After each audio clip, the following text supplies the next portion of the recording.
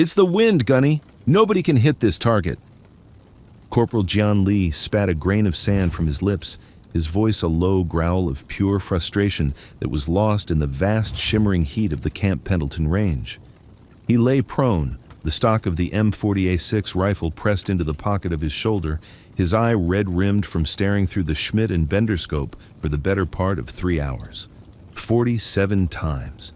47 times one of his platoon's best scout snipers had sent a .308 Winchester round downrange towards a steel silhouette that seemed impossibly small, almost a myth at 1,200 yards. 47 times, the fickle, swirling winds that whipped through the canyons had pushed the bullet just wide, kicking up a puff of dust that served as a tiny, mocking punctuation mark to their failure. The air smelled of baked earth, sunscreen, and the sharp metallic tang of cordite. There was a smell of futility today. The target, a stark white plate against a brown hillside, remained pristine, untouched, a silent testament to their impotence. The sun beat down with a kind of personal malice, turning their gear into a furnace and their patience into ash. Each miss coiled the tension in the air a little tighter, twisting the pride of these elite warriors into a knot of sullen anger. They were Marines. They were the best. They didn't miss. Not like this.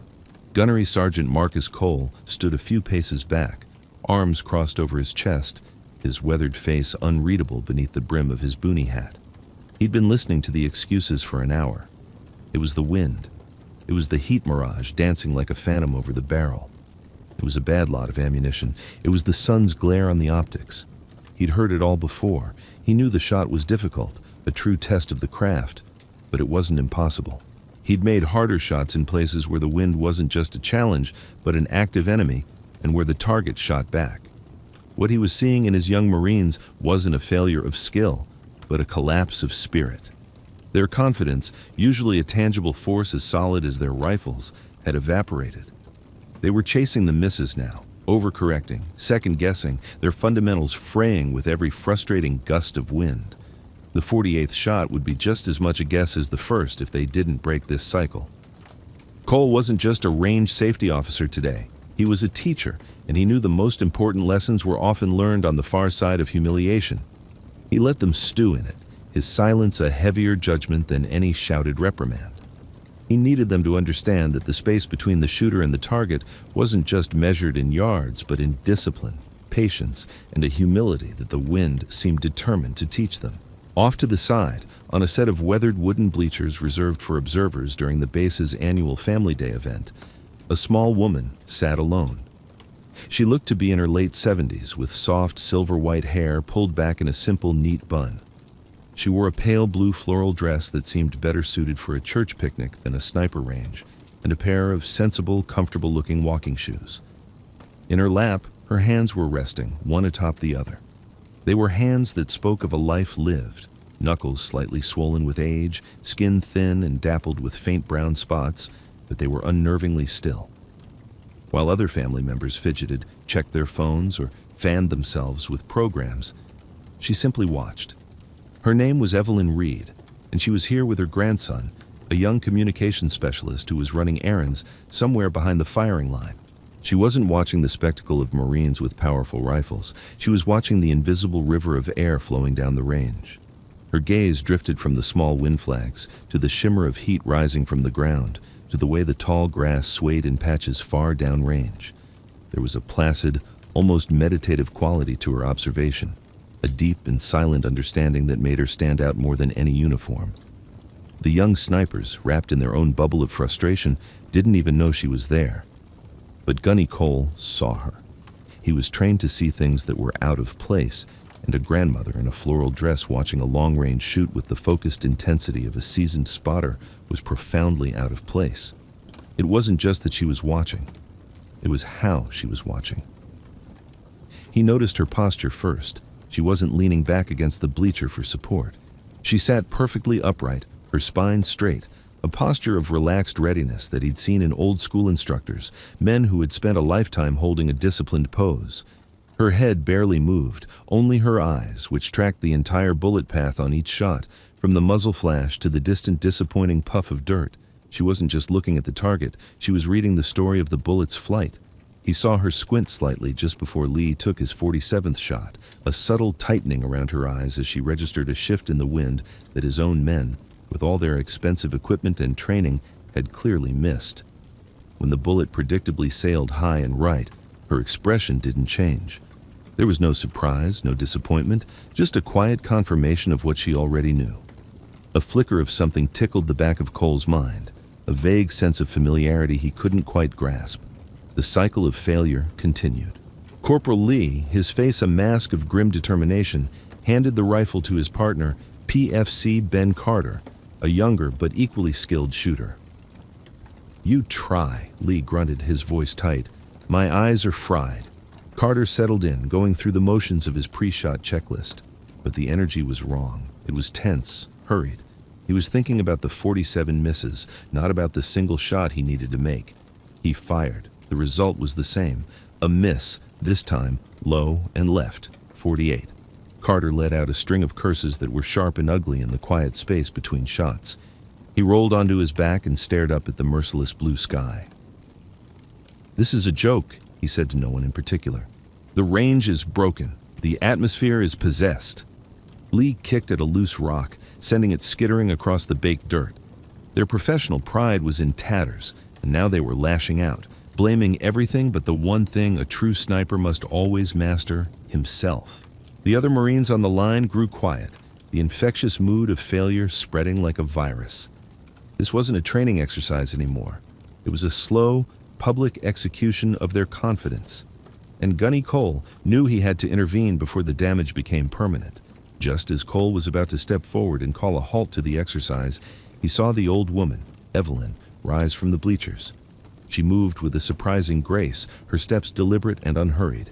She didn't approach the fuming young Marines. Instead, she walked directly toward him, her path steady and sure.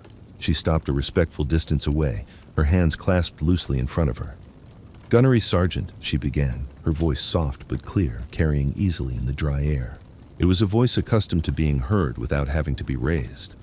"Forgive me for intruding. I was just wondering, what grain of projectile are you using in your match ammunition today? Is it the 175 grain Sierra Match King?" The question was so specific, so technically precise, that it caught Cole completely off guard. Civilians asked about the kick, or how far the gun could shoot. They didn't ask about the ballistic coefficient of the projectile. He stared at her for a long moment, the strange feeling of familiarity intensifying. Her eyes, a pale, clear blue, held his gaze without challenge but with an unnerving depth. They were calm, knowing eyes that had seen things. From the firing line, Corporal Li overheard the question. He snorted, a sharp, derisive sound. "Oh, for crying out loud," he muttered to Carter, just loud enough for Cole to hear. "Now the knitting club is going to tell us how to shoot." Carter chuckled weakly, the sound devoid of real humor. It was the gallows humor of the defeated. Gunny Cole's head snapped toward them, and the glare he sent was so potent, so filled with cold fury, that both young Marines instantly fell silent, their faces paling. They looked down at the ground, thoroughly chastised. Cole turned his attention back to Evelyn Reed, his expression softening. He had a choice to make. He could dismiss her politely, thank her for her interest, and send her on her way. Or he could follow this strange, inexplicable instinct that was screaming at him. He chose the latter. "Yes, ma'am," he answered, his voice level with professional respect. "It's the 175 grain, standard issue for the M118LR. She nodded slowly, her gaze drifting back down range. "I thought so," she said, almost to herself. "It's a fine round, but in a shifting crosswind like this, with that kind of updraft from the canyon floor, it can get a little flighty past 1,000 yards. You see the mirage running right to left, but the grass down there is barely moving. That means the wind is high up. You're not fighting one wind, you're fighting two." Cole felt a chill run down his spine, despite the oppressive heat. She wasn't guessing. She was diagnosing the problem with the calm certainty of a master surgeon. She was describing a complex wind-reading principle that took most snipers years to fully comprehend. He looked at her again, truly looked past the floral dress and the silver hair. He saw the subtle, almost imperceptible lines around her eyes, not from age, but from decades of squinting into the sun. He saw the absolute stillness of her body, a level of control that was unnatural for someone her age. The pieces began to click into place, forming a picture that was both unbelievable and undeniably true. He knew, with a certainty that settled deep in his gut, that this was his teaching moment. It just wasn't going to be him doing the teaching. He took a breath and made a decision that would either make him a legend or a fool. "Ma'am," he said, his voice low and serious, 48 rounds from 4 of the best shooters in the 1st Marine Division have failed to connect with that target. Would you care to try? For a moment, the world seemed to stop. The wind died down. The chatter from the other observers ceased. Lee and Carter stared, their mouths literally hanging open in disbelief. This had to be a joke. The gunny was mocking them, using this old woman to shame them. But Evelyn Reed didn't laugh. She didn't act surprised or flustered. She simply met Gunny Cole's gaze, and a small, faint smile touched the corners of her lips. It was not a smile of amusement, but of recognition. An old warrior recognizing a challenge from a new one. "I would," she said, her voice still quiet, but now laced with a thread of steel. "If you think your men wouldn't mind." The way she said it left no room for argument. Lee and Carter were too stunned to object. Cole nodded once, a sharp, definitive gesture. "They won't mind," he said, turning to the firing line. "Carter, clear your weapon and step away from the line." Carter scrambled up, his face a confused mess of shock and embarrassment. He cleared the rifle and placed it carefully on the shooting mat. The entire range was now watching, a palpable sense of bizarre anticipation hanging in the air. Evelyn walked past the 2 young Marines, her expression giving nothing away. She approached the M40A6 rifle lying on the mat. The way she moved was the final confirmation for Cole. It was a walk he'd seen 1,000 times in men half her age and twice her size. It was the economical, fluid gait of someone whose body knew the muscle memory of combat, every movement with a purpose, no energy wasted. She didn't just lie down. She flowed to the ground, first to her knees, then folding herself into the prone position with an ease that defied her age. She didn't flop onto the mat. She became part of the firing point. Her hands, which had seemed so delicate and frail on her lap, moved with an astonishing sureness. She adjusted the rifle's bipod, digging the feet into the dirt for stability. She pulled the rear sandbag under the stock, kneading it with her fist until it was the perfect height, building her nest with the instinctual, practiced motions of a master. The young Marines watched, their mockery having evaporated, replaced by a creeping, dawning sense of awe. This was not a grandmother from the knitting club. This was something else entirely. She settled in behind the rifle, her cheek finding the stock as if it were a familiar pillow. Her right hand wrapped around the pistol grip, her index finger resting alongside the trigger guard, perfectly straight. Her left hand slid under the buttstock, cradling the sandbag. She was a textbook illustration of perfect form.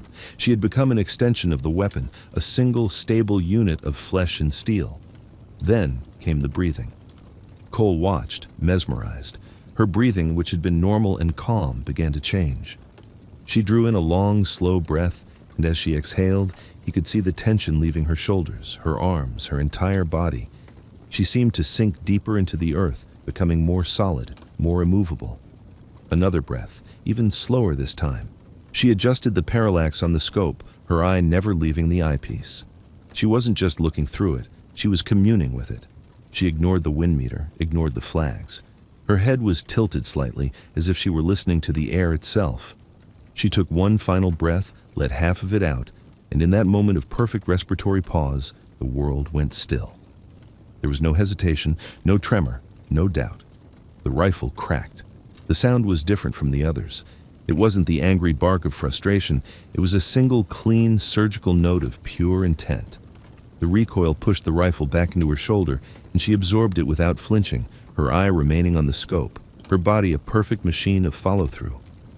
For a heartbeat, there was only the ringing in their ears and the shimmering heat. Then, from the small radio speaker on Carter's vest, the spotter's voice came through, high-pitched with sheer, unadulterated shock. "Hit! My God, it's a hit! Center mass confirmed hit!" The impossible had happened.